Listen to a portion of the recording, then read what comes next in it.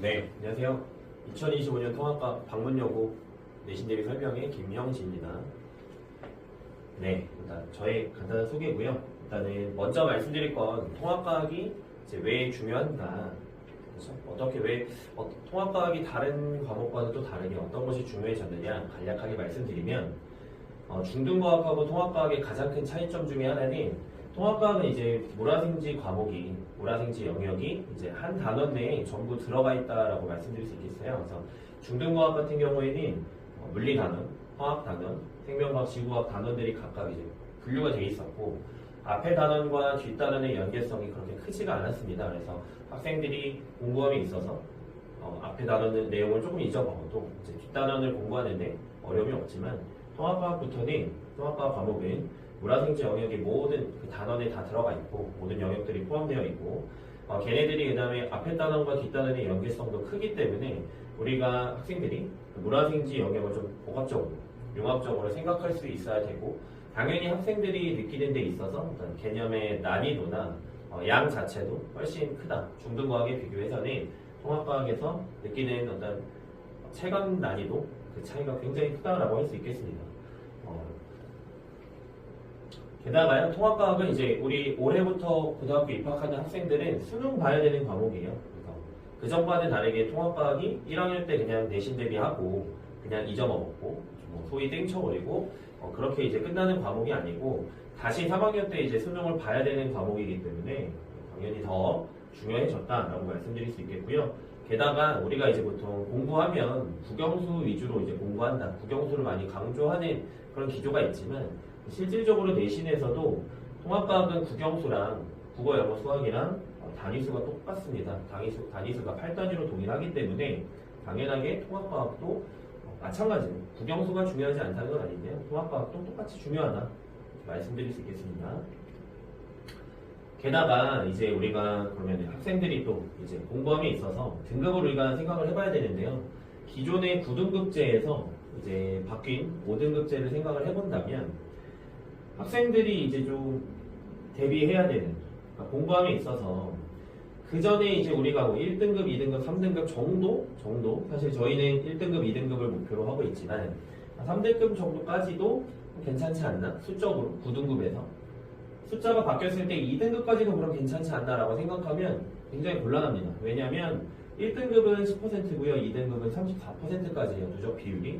그러면은 기존의 9등급 체계에서 생각을 해본다면 3등급과 4등급의 중간 언저리인데 당연히 2등급 이제는 바뀐 어떤 체제에서는 간단하게 바뀐 체제에서는 반드시 1등급에 포함되어야 돼요. 1등급에 들어야 돼요.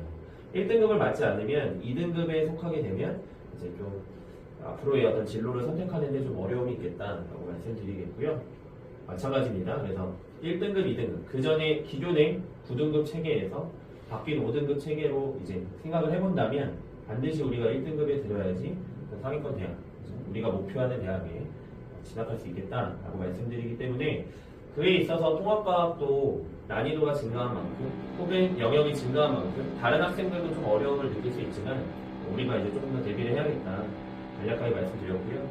통합과학에서 이제 배우는 내용들이 총 6단원입니다. 기존의 2, 3, 4, 5단원은 개정 전 내용하고 크게 다르지 않기 때문에 물론 조금 더 이제 내용이 한두 단원 이제 한 챕터 정도 들어가고 나가고 그렇게 있지만 기존의 어떤 전기 단원에서 물리 파트에 이제 좀 계산하는 단원이 빠지긴 했지만 크게 2, 3, 4, 5 단원은 물화생지 단원은 그렇게 차이가 없고요.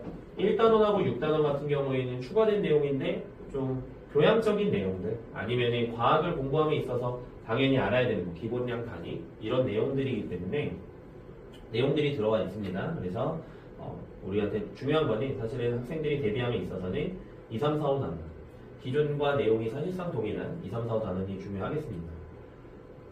그래서 새로 추가된 영역, 그러니까 1단원하고 6단원 같은 경우에는 좀 특히나 이제 기존의 어떤 통합과학하고 내용이 다르다를 넘어서 학생들이 공부함에 있어서 중등과학하고 완벽하게 좀 다르다고 느낄 거예요. 다른 영역도 비슷하겠지만 좀 새로운 용어들을 완벽하게 정리해야 되고 그 다음에 어떤 교양적인 내용들에 대한 이제 내용이기 때문에 교양적인 내용이기 때문에 학생들이 이제 학습을 함에 있어서 좀 어려움이 있을 거고 시험을 대비하는 데 있어서는 당연히 학교에서 유인물 주는 거 완벽하게 암기해야 되겠습니다. 그러니까 새롭게 이제 기출 문제가 없어요. 새로 이제 들어온 내용이기 때문에 그런 부분들은 학교에서 선생님들이 어떻게 좀 설명을 해주시냐, 어떤 자료를 가지고서 수업하느냐에 따라서 좀 유동적으로 내용이 많이 달라질 가능성이 높습니다.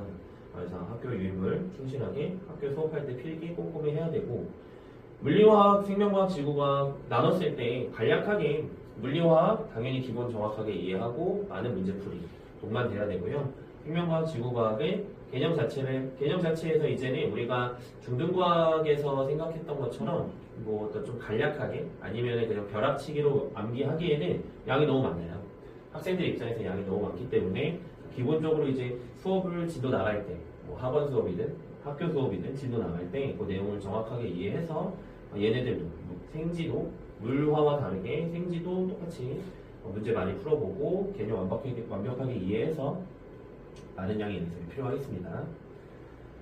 자, 저희 방문여고 같은 경우에는 좀 학교에서 저기가 있어요. 학교 유인물을 완벽 숙지해라 라고 적어놨는데 방문여고 같은 경우에는 따로 이제 학교에서 수업 때 나가는 교재가 있었습니다. 따로 교과서 외에 이제 유인물 교재가 따로 있었고요.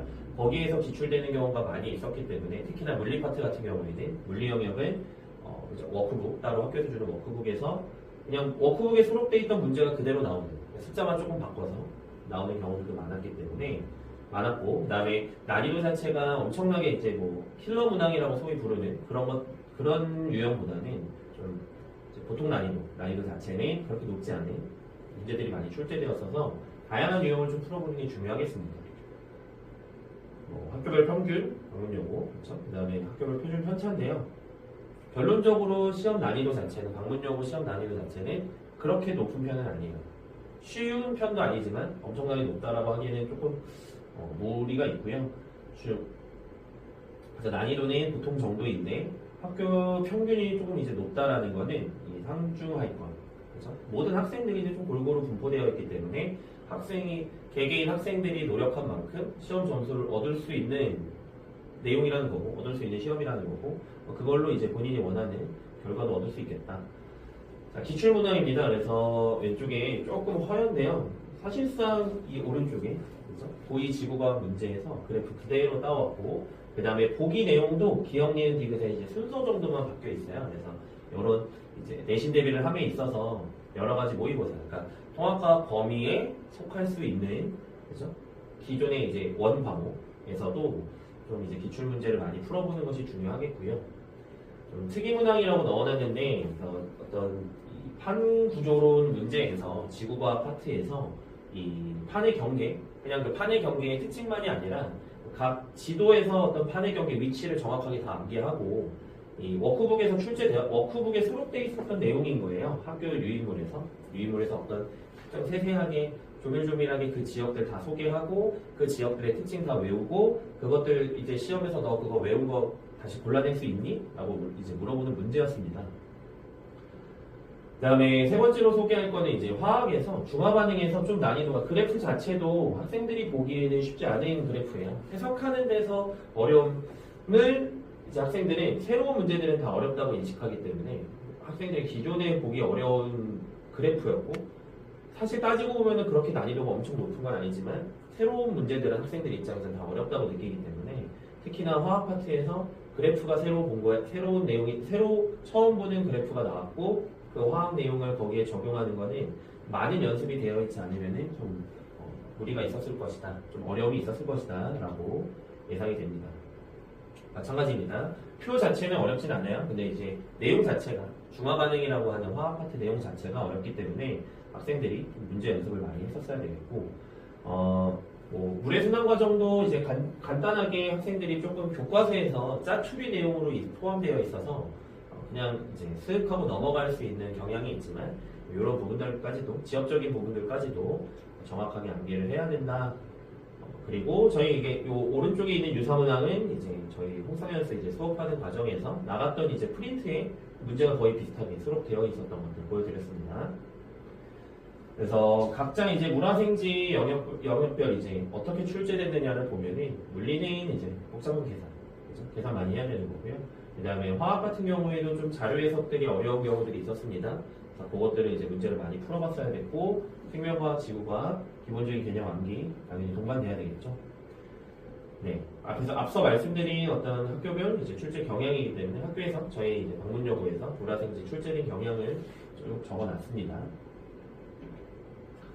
그래서 이렇게 이제 반복해서 무한히 반복해서 개념 암기하고 그 다음에 기본 문제 풀어보고 응용 문제, 심화 문제 풀어보고 틀린 거 정리하고 그걸 무수히 많이 반복해야 된다라는 의미에서 담아봤습니다.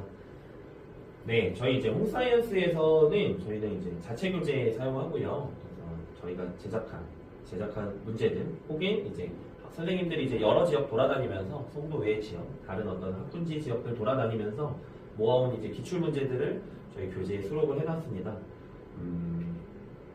네, 그래서 저희가 수업할 때에는 기본 교재, 기본 개념 교재, 그 다음에 여기 조금 허해졌는데요. 워크북 문제에 이제 각종 기출 문제들이 수록이 돼 있는 거예요. 그래서 무엇들 학생들이 내신 대비할 때 기본 문제뿐만이 아니라 다양하게 여러 가지 문제들, 실제로 학교에서 저희 송도 지역뿐만 아니라 다른 지역들에서도 출제됐었던 기출 문제들을 풀어보면 학교 선생님들이 대체적으로 어떤 문제를 이제 좀 내고 싶어 하는지, 그리고 어떤 문제를 많이 출제하는지 그것들을 학생들이 많이 느껴볼 수 있고 대비하는 데 도움이 될 거라고 생각합니다.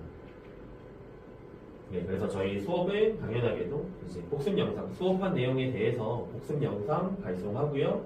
매주 전주 배웠던 내용 테스트 보고 그럼 끝나는 게 아니라 이제 학생들, 그 다음에 학부모님들 문자 발송합니다. 성적표. 거기에다가 이제 조금 부족한 학생들은 남아서 남들은 일찍 부르등급 클리닉 진행돼서 성적표 같은 경우에는 문자로 그냥 점수만 날아가는 건 아니고요. 학생들이 어떤 영역을 틀렸는지, 그 다음에 그 틀린 영역이 뭐 다른 학생들은 얼마큼 또 틀린 문제인지, 정답률이 얼마인지 전부 다 성적표 형태로 문자로 발송되니까 어머니들이 집에서도 우리 아이들이 어떻게 학원에서 잘 공부하고 있는지 확인해 보실 수 있을 것 같아요. 네, 여기까지. 감사합니다.